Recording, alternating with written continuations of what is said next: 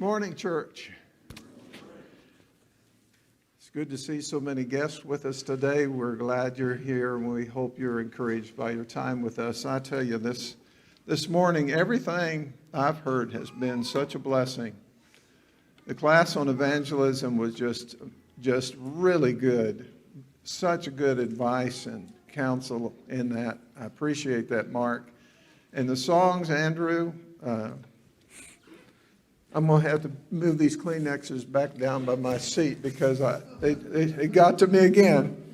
But anyway, in the prayer, I appreciate Dwayne helping us to step into prayer with God with some good thoughts. Thank you very much.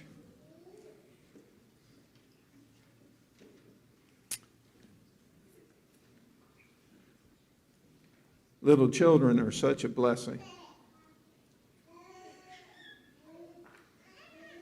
No wonder Jesus let the little kids come close to him, because I'm sure he enjoyed them just like we do. When our son was little, he loved the Dieffenbachia plant we had in the living room. Dieffenbachia is also called dumb cane. And we didn't want little Justin to be eating on the dumb cane because it'll make you speechless. That's why it's called that. And he kept wanting to touch that plant, grab a hold of it, pull leaves off of it, and we would tell him no. And we'd flick his hand, And he kept wanting to do it. And we just kept telling him no. And finally he got the idea that he wasn't supposed to touch it. So he would get over close to that plant, and he would do this. He would jump up and down trying to get the leaves to wiggle for him. Another thing that Justin did when he was a little boy was that he learned the question why. And you would tell him to do something, and he would say why. When they're teenagers, that's really tough when they do that. But he was just learning the word why. And he evidently thought that word was really a cool word. So all the time he was saying why when you told him to do something. And finally Judy told him, my wife told him, that quit saying why. Quit it. And the next time it happened, he said, why? And he kept his eyes open, bright, and he said, because. He knew he had to add something to it.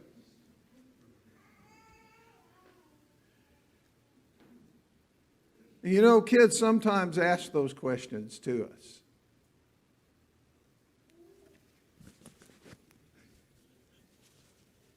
I hope you heard me say all those things.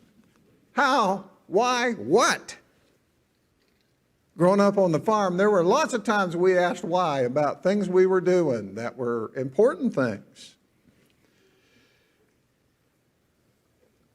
And that's what we want to do about the Lord's Supper this morning. There we go. We want to talk about some whys of the Lord's Supper. In the Old Testament, you find texts where God encouraged questions. He encouraged questions from young people, from kids. Did you know that? Like in Exodus chapter 12, when it talks about the Passover, the Exodus from Egypt. And God said, and when your children say to you, what does this rite mean to you? What does Passover mean? And you should say, it's a Passover sacrifice to the Lord who passed over the houses of the sons of Israel. And then in Deuteronomy, when he talks about how they got the law with the 10 Commandments in Deuteronomy chapter 5, you go over to chapter 6, and it continues to talk about that law. And it says, and when your sons ask you in time to come, saying, what do the testimonies? And by the way, the 10 Commandments on stones were called the testimony. What do these stones mean? What is this? The kids would ask. What do these testimonies and statutes And the judgments mean which the Lord our God commanded you. What do they mean? You know, there's a purpose for those 10 commandments being written on stone. As Ted Koppel said years ago on his night program, he said the 10 commandments, they weren't suggestions. They were commandments. And then in Joshua chapter 4, I love this text, you know, when they crossed the Jordan River on dry land. You remember that? The Israelites crossed the Jordan River on dry land, and they gathered up stones out of that riverbed. And I would have loved to do that, because that's the kind of thing I like to do. Gathered up stones, and they built a monument there. It says, let this be a sign among you, so that when your children ask later, children are going to ask, what do these stones mean? Why is this here, Dad? Then you shall say to them, because the waters of the Jordan were cut off before the ark of the covenant of the Lord, and when it crossed the Jordan, the waters of the Jordan were cut off, and these stones shall become a memorial to the sons of Israel forever.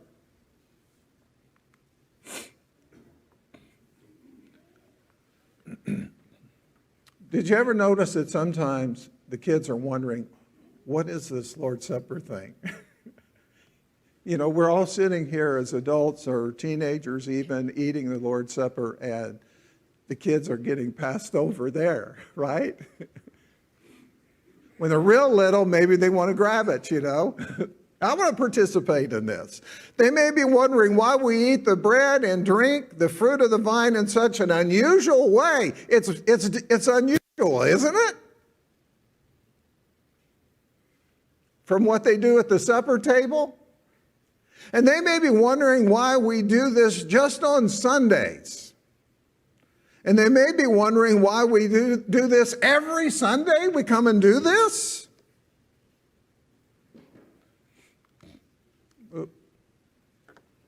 I want to take you off in a little bit of history. We have any Freed Hardeman graduates in here? If my daughter was here, she'd be raising her hand, and Jefferson too. But in the 1920s and 30s and 40s, there was a preacher in Tennessee that was very well known. His name was N.B. Hardeman. N.B. Hardeman. And AR, there's your new hairstyle right there.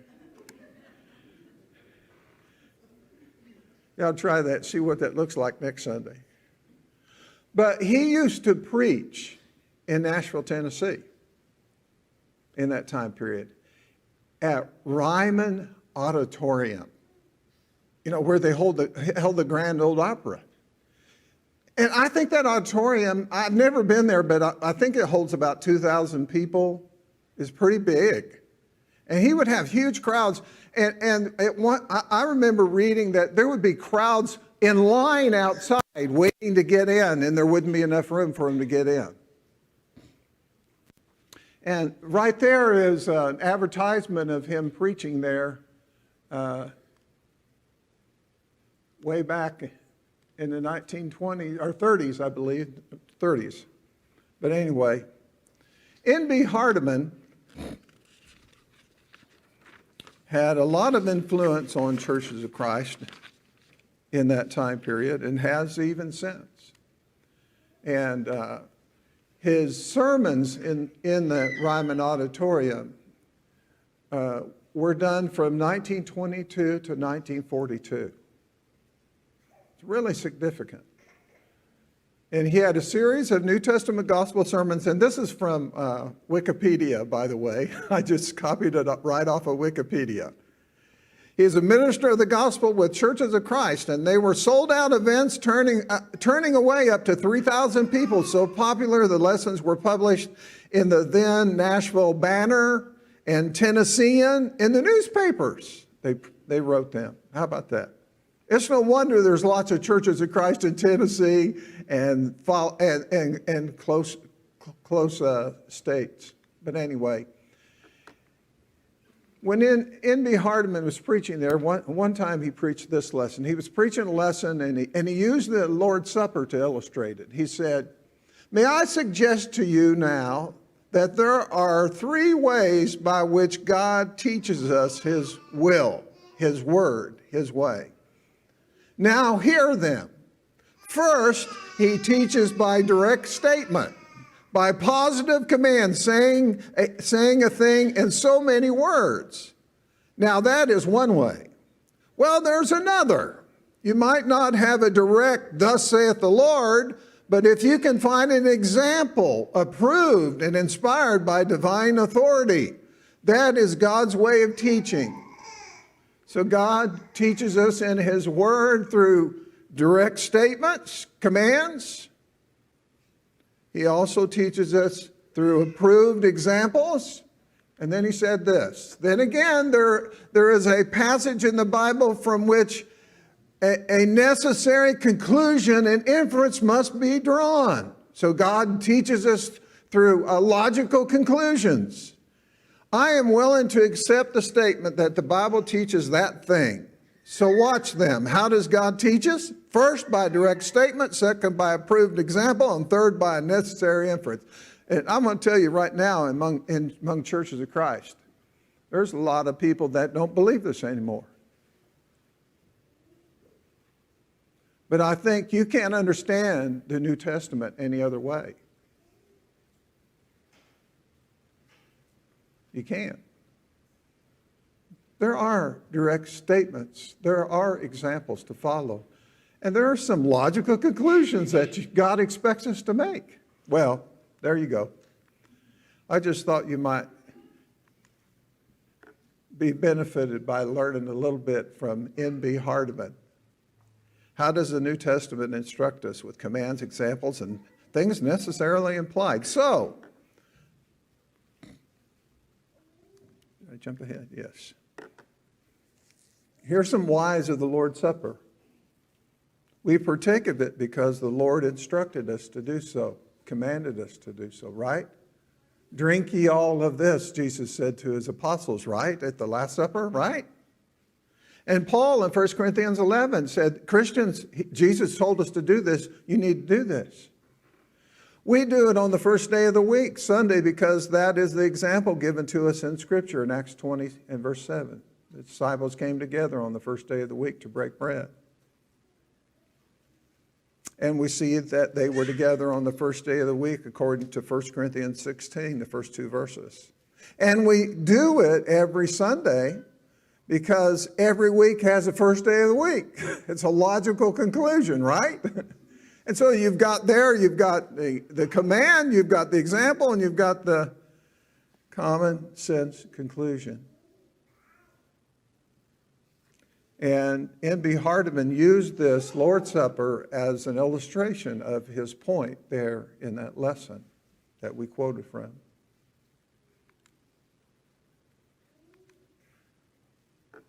But there are more whys in the Lord's Supper.